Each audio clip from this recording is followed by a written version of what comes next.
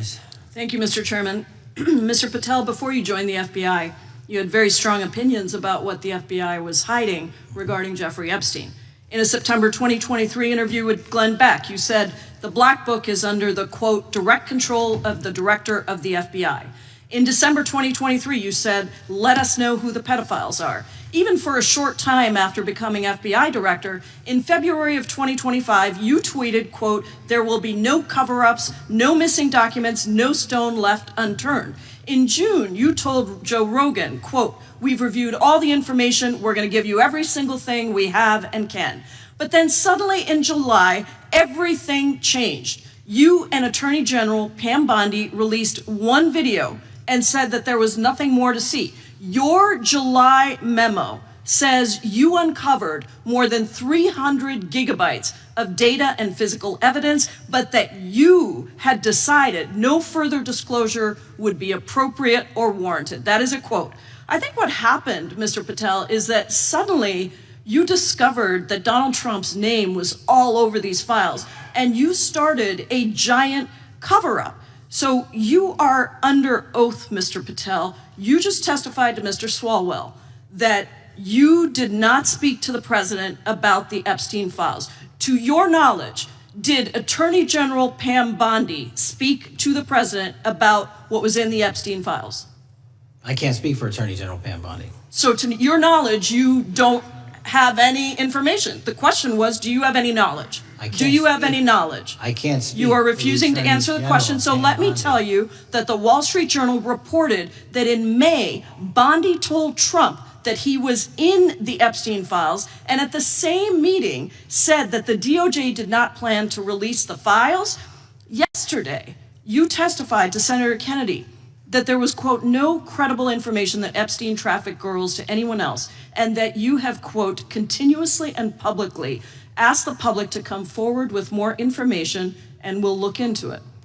Today, in response to Mr. Massey's question, you appeared to say that the survivors were not credible. These are survivors. That's not at all what I said. Okay, great. I'm going to ask you this in a second, but let me tell you about the survivors, and let's bring them up here into the room. These are women who came to the Hill and testified that they were groomed and raped at the age of 14 and 16 years old, and they called to meet with the president and to meet with the FBI and to have people investigate their claims. Some of them have never testified before. If you are so interested in getting the public to submit any information, why have you not met with them? You said you haven't met with them. Have you met with them? I'll give you one more chance.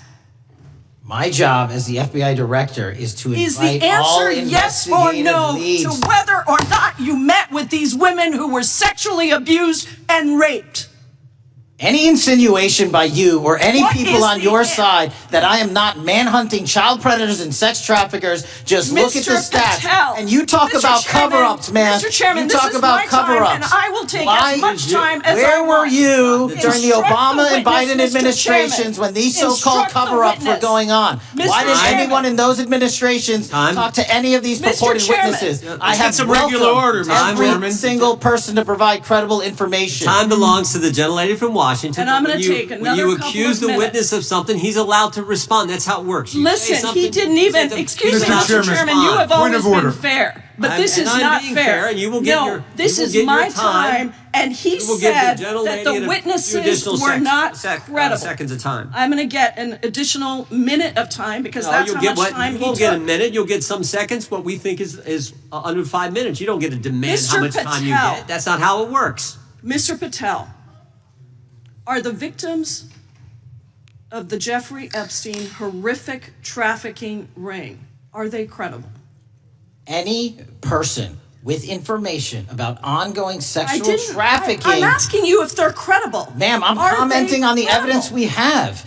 We have routinely asked for people to come forward with more evidence, and we will look at it. And the evidence that we have was the same evidence that the Biden and Obama Justice Departments had. And they determined, not me, they determined that that information was not credible. Chairman, he's not letting me even ask my questions. You ask the questions, he gives an answer. You may not like what he says, but that doesn't mean you get to interrupt him. He's not answering my question. Mr. Chairman, could we restore the gentlelady 45 seconds so she can We'll complete give her her additional question? 30 seconds, which is what I said I'm earlier. going to keep taking my time. Because no, you'll take the time that you get. You are not answering the question.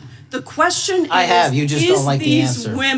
Are these women credible? It's a yes or no answer. I have answered the question. Well, what is the answer? I'm telling you, I'm the only FBI director that has welcomed new information in this case. This administration is the only one that has welcomed any new information in this case. Is there a yes or no to present new credible information?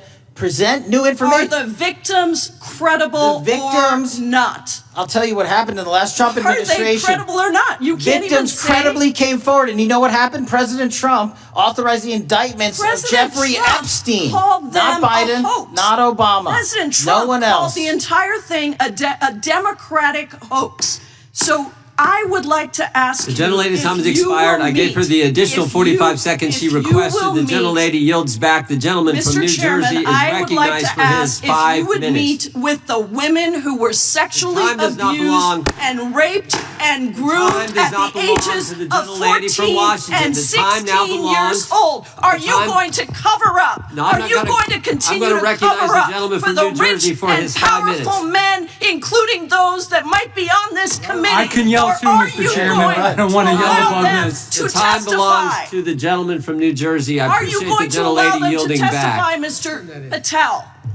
Go ahead. Will you allow them to testify to you, Mr. Patel? Wow.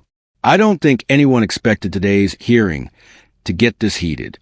Representative Pramila Jayapal absolutely went nuclear on Kash Patel during a debate over the Epstein files. And honestly, what went down says a lot about how deep this issue really goes. Let's break this down, not just as a political clash, but as a moment that raises big questions about accountability, transparency, and trust in government. So here's what happened. Jayapal came in hot, pressing Patel about the Epstein files, transparency, and why there always seems to be this push to deflect or cover things up. And Patel, instead of answering directly, did what we've seen before, dodging, shifting blame, and trying to turn the tables back on Democrats. Now, Jayapal wasn't having it. She cut straight through the noise and demanded clear answers, not just for herself, but for the American people. You could literally feel the tension in the room as she called him out for deflecting and failing to take responsibility. It was fiery, it was raw, and honestly, it was overdue. And here's where I need to step in with my own reaction. This isn't just about one heated exchange in Congress. This is about whether the Epstein files, which contain names of powerful people, from business to politics, are going to be fully exposed, or whether they're going to stay buried under layers of excuses and delays. Let's be real. Every time Epstein's name comes up, people feel like the truth is being kept just out of reach. Whether you lean left, right, or somewhere in between, you've got to admit, the American people deserve answers. And Jayapal pushing Patel the way she did, that was a reflection of the frustration that millions of us feel. Personally, I think Patel underestimated how much anger there is over this issue. People don't just want explanations. They want accountability. If there are files, if there are names, if there are powerful figures tied up in this mess, the people have a right to know. Period. But let's open this up. What do you think? Do you think hearings like this actually bring us closer to the truth? Or are they just more political theater, where the real answers never come out? Do you think Jayapal went too far in her approach? Or do you believe that sometimes you need that fire, that intensity, to break through stonewalling and force some honesty? And here's the bigger question. If the Epstein files get fully released, will they really change anything?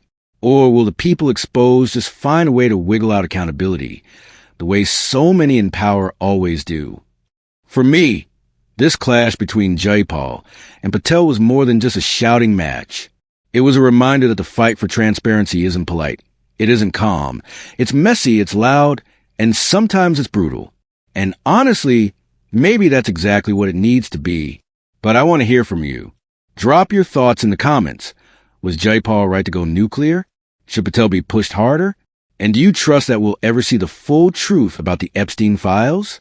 If you found this breakdown helpful, make sure to hit that like button. It helps get this conversation out to more people. Don't forget to subscribe for more honest, no BS reactions. and share this video if you think others need to hear it too. Because at the end of the day, transparency isn't optional. It's a foundation of democracy, and we, the people, should demand nothing less.